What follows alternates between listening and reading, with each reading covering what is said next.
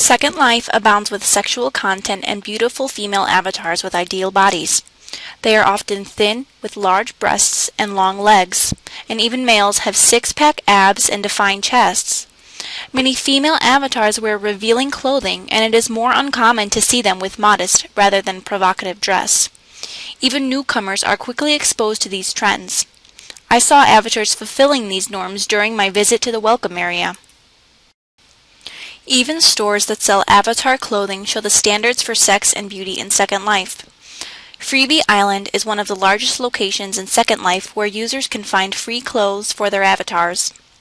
The location for women's clothing shows scantily clad women in the ads, placing a premium on physically attractive, sexualized bodies.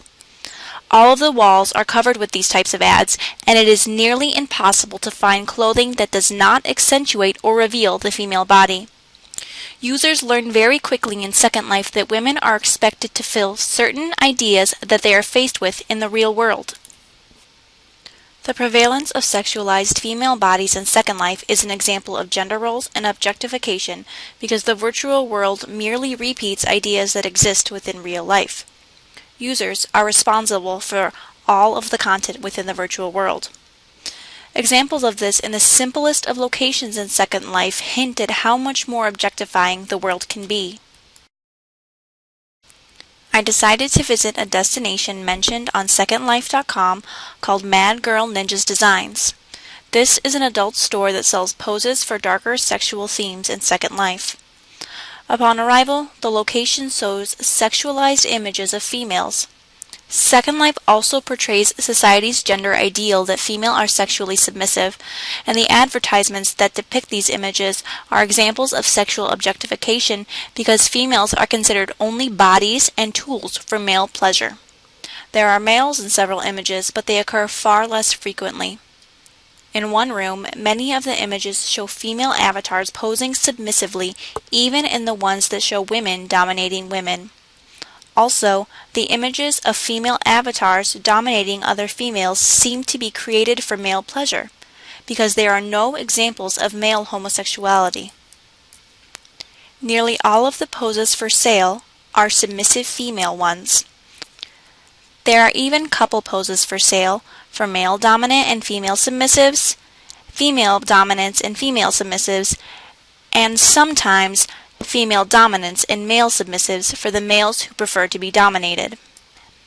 This location is just one example of female objectification in Second Life. I found another example of how Second Life abounds with beautiful female avatars sexualized for male pleasure at Candy Girls.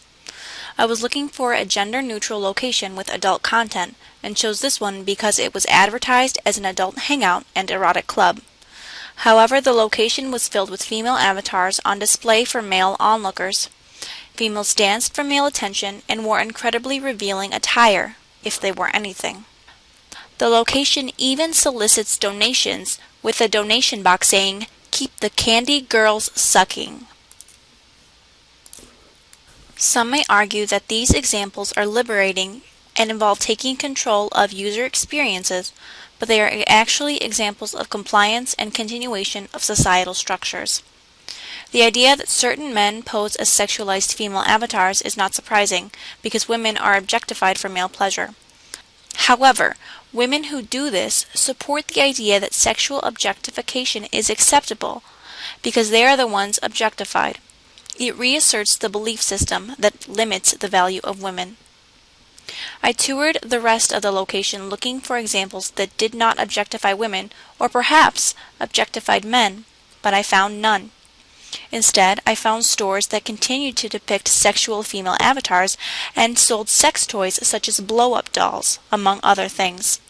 Again, this continues the idea that women are instruments for male pleasure and nothing more.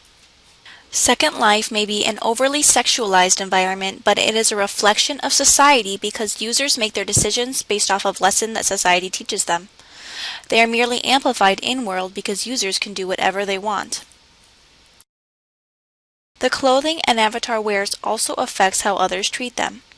More attractive avatars receive more attention, but my tour of these 4 Sims suggested that sexualized avatars receive even more attention than just good-looking ones.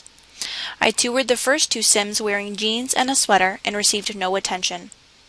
I toured the last two wearing a more provocative outfit, and 2 users sent me private instant messages.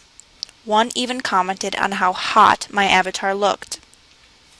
Looking past, or rather further into, the pervasiveness of supermodels and sexbots, Second Life serves as a mirror to our own world where women are continuously expected to fulfill unrealistic beauty ideals and sexual standards.